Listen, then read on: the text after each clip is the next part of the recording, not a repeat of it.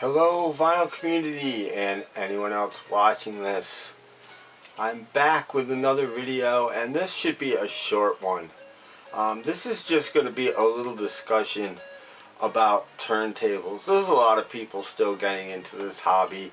A lot of people that don't really know what it's all about. And there's a lot of confusion out there. There's a lot of people that just use Crosleys. There's a lot of audiophiles out there. There's everybody in between. And it's easy to get lost. And even if you're not a newbie, even if you're somebody that's been at it for a while but looking to upgrade, you still don't know what you want. Most people that I talk to, they just have no idea. Should I go for this? Should I go for that? What should I?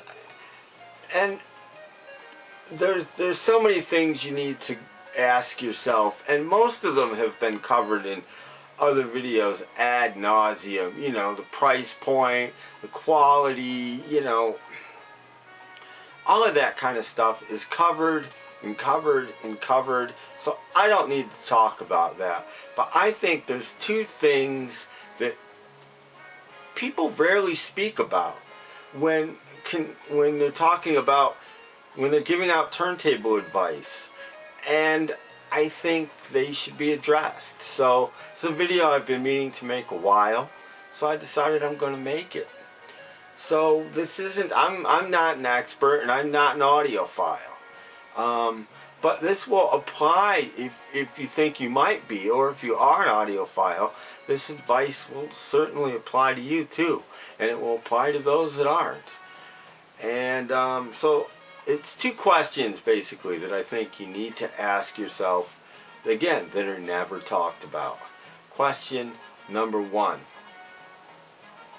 what kind of music do I listen to? Nobody ever mentions this when you're saying, okay, this is what turntable you should get. This is what they don't ask. What are you planning on doing with it? Are you a person that collects 45s from the 50s and 60s that you pick up at garage sales? Do you listen to garage rock? Do you listen to really loud heavy metal? Do you listen to, any kind of metal? If you listen to grunge or garage music or any lo-fi music, any of that kind of stuff, you don't need an audiophile turntable. It would be a waste on you. You're not going to get any better sound out of a Standells or a Sonics record spending $1,000 on a turntable than you are spending $250. You're really not. The records aren't designed for that. And that's something you should keep in mind. If you listen to jazz, if you buy one steps, if you listen to Steely Dan, or even prog, or modern music, I suppose modern pop, these sorts of things, you probably want a much better sounding turntable heading towards the audiophile quality to get the most out of those records.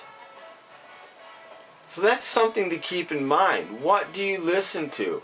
I think it's really important. Again, if you're buying dollar records at the thrift store, get yourself a U-turn Orbit, or bottom line Fluence, or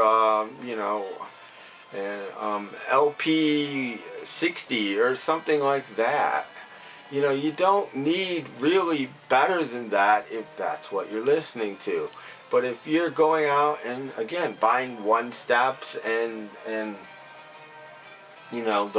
Blue Note series and all of this kind of stuff, yeah, you might want to consider upping your game quite a bit. So that's one thing to keep in mind that, again, I don't hear people talk about. The other thing is, what kind of person are you?